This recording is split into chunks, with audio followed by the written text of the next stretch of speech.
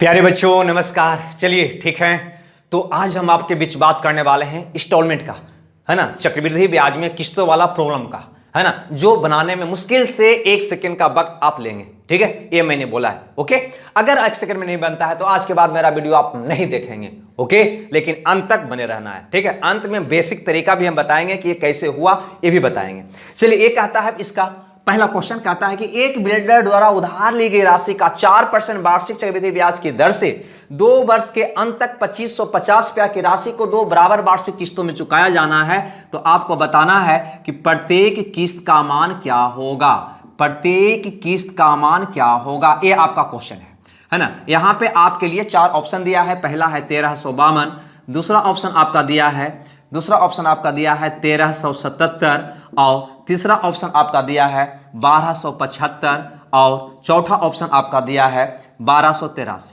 ठीक है, अब यहां पे गौर करिएगा, ऐसे क्वेश्चन को बनाने के लिए बहुत ही आसान तरीका होता है, मुश्किल से 1 सेकंड का एक क्वेश्चन होता है। ठीक है, और इसका बेसिक वो कैसे हुआ, है ना, इसकी चर्चा वीडियो के लास्ट में हम करेंगे, अंतिम में करेंगे उसका बेसिकली तरीका का बात। इसमें सबसे पहले समझिए 2 तरह का क्वेश्चन पूछा जाता है, एक में किस्त पूछा जाता है, दूसरा मूलधन पूछा जाता है। तो ऐसा जब भी प्रश्न आवे तो कुछ नहीं देखना है, सिर्फ और सिर्फ आपको रेट देखना है, दर देखना है। दर कितना है तो कहोगे 4%। 4% का मतलब हुआ 4/100 यानी कि 1/25। 4/100 को 1/25। इसका मतलब यह हुआ कि अगर तुम राशि 25 रुपया उधार लिया तो उसका 1 रुपया इंटरेस्ट हुआ, यानी कि हो गया 26 रुपया। यही आपका किस्त को इंडिकेट करता है, यानी कि प्रत्येक किस्त पूछा गया है तो वही आपका आंसर होगा जो 26 का मल्टीपल होगा, यानी कि जो 26 से कट रहा होगा।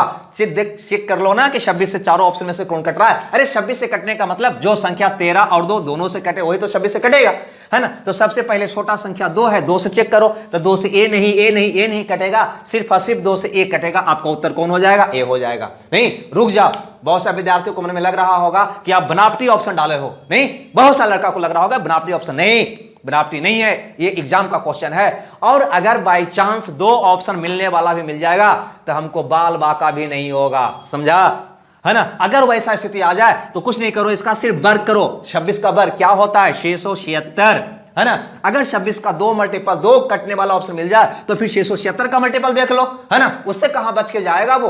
अंत में अगर ये कंसेप्ट नहीं समझ में आया हो तो अंत में इसका बेसिक ये कैसे होता है ये भी आपको हम बताएंगे, है ना, लेकिन अंत तक बने रहना है। ओके, चलिए अगला क्वेश्चन। चलिए, तो इस क्वेश्चन को देखा जाए, ये क्या कह रहा है, ये कह रहा है कि एक आदमी 10% चक्रवृद्धि ब्याज की दर पर 21,000 रुपया का ऋण लिया। अरे भाई, लिया तो लिया, है ना। हर वर्ष के अंत में उसे बराबर कितनी किस्त देनी होगी या कितनी किस्त देनी पड़ेगी कि 2 वर्षों में ऋण का भुगतान हो जाए। 2 वर्षों में यानी कि 2 किस्त देने की बात किया है। ठीक है, मैंने क्या बोला कि ऐसे प्रश्न में सिर्फ और सिर्फ तुम रेट देखो, रेट कितना है 10%। सीधे लिखो रेट कितना है भाई, तो 10%। 10% का मतलब होता है 10/100 यानी कि 1/10। 1/10 का मतलब हुआ कि 10 रुपया अगर तुम राशि उधार लिया तो उसका 1 रुपया इंटरेस्ट हुआ, कितना हो गया भाई, 11 रुपया। यही आपका किस्त हुआ। ठीक है, यानी कि आपका वही उत्तर होगा, वही ऑप्शन का उत्तर होगा जो 11 से कट रहा होगा। 11 का मल्टीपल चेक करने आपको आता होगा, नहीं, चेक कर लो फौरन। ये 11 से नहीं कटेगा, 121 कट जाएगा, ए भी नहीं, सिर्फ और सिर्फ कौन कटेगा, बी। अतः आपका उत्तर कौन हो जाएगा, बी हो जाएगा। ओके, तुम प्रीवियस ईयर के किस्त वाला प्रॉब्लम में ये तरीका तुम लगाकर देख लेना। ठीक है, बिल्कुल बन जाएगा। अगर बाई चांस 2 ऑप्शन मिलता तो 11 का वर्ग कर देता, कितना हो जाता, 121। 2 किस्त है तो 121, वह 121 का भी मल्टीपल होगा। बस आंसर आपका निकल जाएगा। बाई चांस इसे 2 ऑप्शन मिल जाए तो 121 से चेक कर लेना। ठीक है, इसमें 2 ही तरह का प्रॉब्लम तो पूछता है, एक में किस्त पूछता है, दूसरा में मूलधन पूछता है। तो यही आपका मूलधन हुआ। ठीक है, ये वाला आपका मूलधन हुआ, जिसका तरीका अंत में हम बताएंगे कि मूलधन रहेगा तो कैसे निकालेंगे। अगला क्वेश्चन की ओर बढ़ते हैं फौरन। ठीक है, बिना समय गवाए हुए अगला क्वेश्चन। ठीक है, चलिए ये रहा आपके स्क्रीन पे अगला। चलिए, तो ये क्वेश्चन क्या कहता है इसकी बात करते हैं। ठीक है, तो यहां पर भी बिल्कुल सेम प्रोसेस अपनाना है। यहां पे सिर्फ और सिर्फ दर आपको देखना है। दर कितना कहता है, 5%। दर कितना कहता है, 5%। ठीक है, आपको पता है ना 5% का मतलब होता है 1/20। नहीं, 1/20 का मतलब 20 रुपया अगर तुमने उधार लिया तो 1 रुपया इंटरेस्ट, यानी कि कितना किस्त हो गया है ना। वो जो भी किस्त होगा वो 21 का मल्टीपल होगा। चेक करो 21 का मल्टीपल इसमें से कौन है। ठीक है, 21 का मल्टीपल का मतलब होगा 7 या 21, जो 7 और 3 दोनों से कटता हो। ठीक है, 3 से तो सब लोग लगभग कट रहा है, यानी कि हमें 7 से चेक करना चाहिए, ज्यादा बेटर है। 9 7 63 3 7 5 35 नहीं कटेगा ये। ठीक है, यहां चेक करो 9 7 63 3 7 28 3 35 बिल्कुल कट रहा है। ये 7 से 63 नहीं कटेगा, ये भी 7 से देखो नहीं कटेगा, यानी कि आपका उत्तर सिर्फ और सिर्फ कौन होगा, बी होगा। ओके, बस ये निकालना है, बिल्कुल पहले जैसा मैंने बताया है। आगे हम बताते हैं कि आगे इसका बेसिकली तरीका क्या है ना। उससे पहले एक क्वेश्चन और देख ले, उसके बाद इसकी चर्चा करेंगे कि इसका बनाने का तरीका है क्या। ठीक है, चलिए ये क्या कहता है, तो ये कहता है कि 13,360 रुपया की धनराशि 8.3/4 प्रति वार्षिक ब्याज की दर से उधार लिया गया। हमने आपको बोला कि सिर्फ और सिर्फ आपको दर लेना है। 8.3/4% का मतलब हो गया है ना 32 35/4 है ना। 35/4 का मतलब 7/80, यानी कि इसका कह सकते हैं 7/80। नहीं देखो ना भाई, 35/4/100 करोगे तो 7 पचे 35 20 पचे 100, 7 बटा क्या हो जाएगा, 80 हो जाएगा।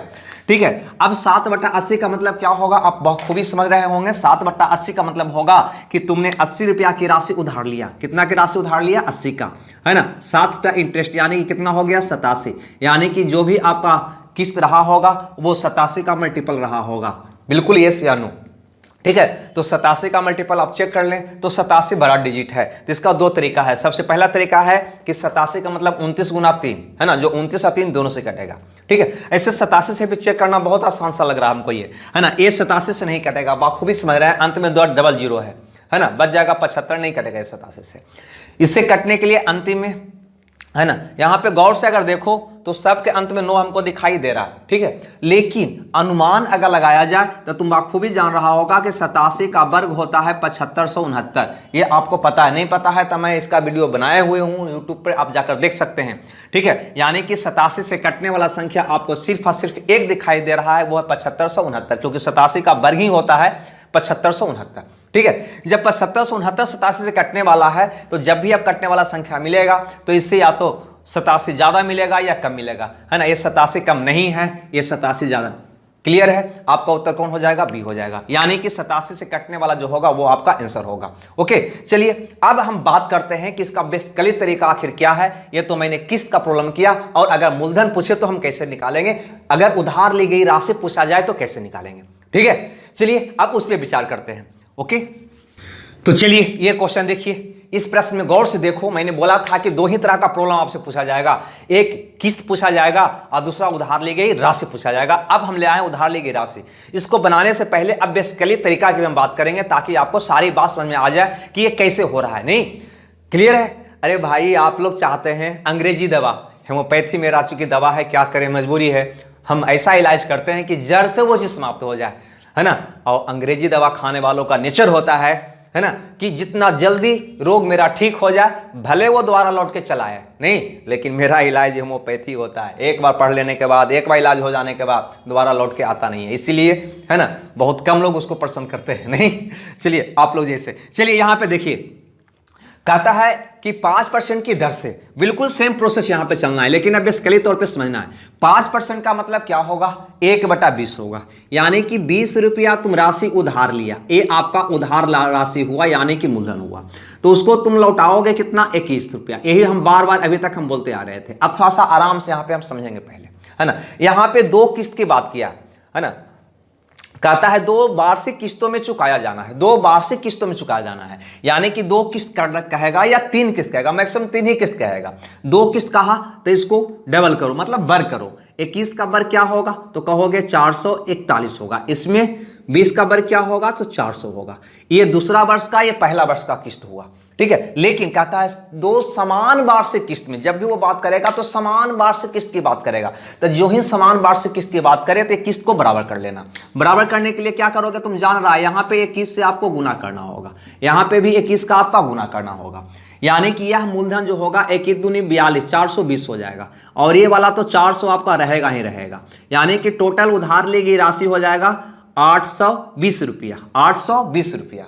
और प्रत्येक किस्त होगा 441 का, है ना। इसीलिए मैं बार बार कह रहा था कि अगर किस्त पूछे तो वह 21 का मल्टीपल होगा ही होगा। ऐसे तो 441 का होगा, जो 441 का होगा वो 21 का होगा ही होगा। अतः ज्यादा हम लोग माथा पे चीना करके सीधे ऑप्शन से उत्तर निकाल रहे थे। ठीक है, अब यहां पे एक देगा और दूसरा आपसे पूछेगा, अगर किस्त दे दिया तो मूलधन पूछेगा, मूलधन दे दिया तो किस्त पूछेगा। इस प्रश्न में उधार ली गई राशि पूछ रहा है, इसका मतलब कि किस्त का मान दिया होगा। अरे भाई किस्त का मान दिया होगा, तो किस्त का मान देखो कितना दिया है, 882 रुपया का प्रत्येक किस्त है, यानी कि किस्त का मान दिया है 882, यानी कि कहीं ना कहीं 441 का वैल्यू वो दे रहा है 882 रुपया, है ना। ठीक है, तो कहता है कि वह मूलधन यानी कि उधार ली गई राशि क्या है, यानी कि 820 का मान क्या है। अरे भाई इसका डबल है ये, तो इसका भी डबल कर दो, क्या हो जाएगा 0 2 दूनी 4, 1640 रुपया आपका प्रश्न का जवाब होगा, 1640 रुपया। दूसरा भाषा में कहें कि जो उधार ली गई राशि होगा वह इसका मल्टीपल होगा, इसका मल्टीपल होगा, 820 का मल्टीपल होगा, वही आपका उत्तर होगा। ठीक है, तो उम्मीद करते हैं ये बेसिकली तरीका आपको समझ में आया होगा। नहीं, और अगर किस्त दे देता, अगर किस्त तो दिया ही है, अगर मूलधन दे देता, किस्त पूछता, तो इतना बराबर ये, इतना बराबर ये कर देते, आंसर आ जाता। चलो एक क्वेश्चन और कर लेते हैं, तब ये बात क्लियर हो जाएगी। चलिए एक क्वेश्चन क्या कहता है, तो कहता है कोई धन 121 रुपया वार्षिक 2 किस्तों में चुकता किया जाता है यदि चक्रवृद्धि ब्याज की दर 10% हो। जो ही 10% दिखाई दिया तो तुम कहोगे 10 रुपया, 10% का मतलब 1/10 जोड़ोगे तो 11/10 हो जाएगा, यानी कि 10 रुपया का, है ना, किस्त होगा 11 रुपया।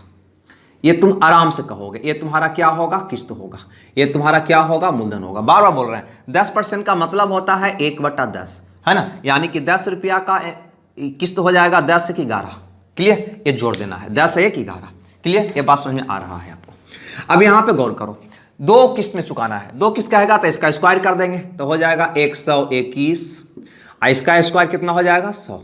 क्लियर, दोनों किस्त में भी दोनों किस्त बराबर कह रहा है, तो इसको बराबर करने के लिए क्या करेंगे, तो इसको बराबर करने के लिए क्या करोगे, तो इसको 11 से गुना कर दोगे, तो यहां 11 से करोगे तो यहां भी करोगे, प्रत्येक किस्त 121 का हो गया, है ना। लेकिन यहां पे चेंज होगा, ये हो जाएगा 110 और ये हो जाएगा आपका 100।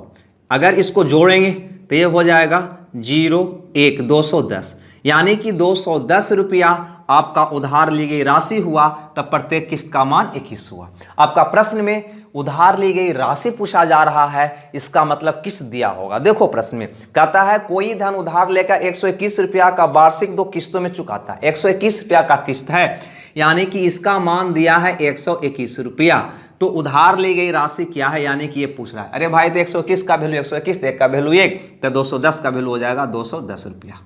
ये आपका प्रश्न का उत्तर होगा, यानी कि ये ऑप्शन से देखना चाहोगे तो जो 210 का मल्टीपल होगा, 210 का मल्टीपल सिर्फ और सिर्फ आपको एक ही ऑप्शन हमें दिखाई दे रहा है, ए, अतः ये आपका करेक्ट उत्तर होगा। क्लियर, उम्मीद करते हैं, है ना, ये बेसिकली तरीका भी आप समझ गए होंगे।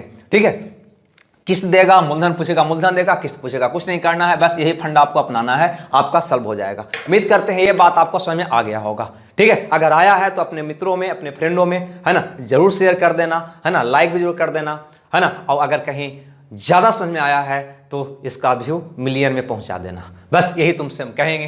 ठीक है, और ज्यादा कह भी क्या सकते हैं। ओके, तो हमें दो विदा, ओके, बाय बाय।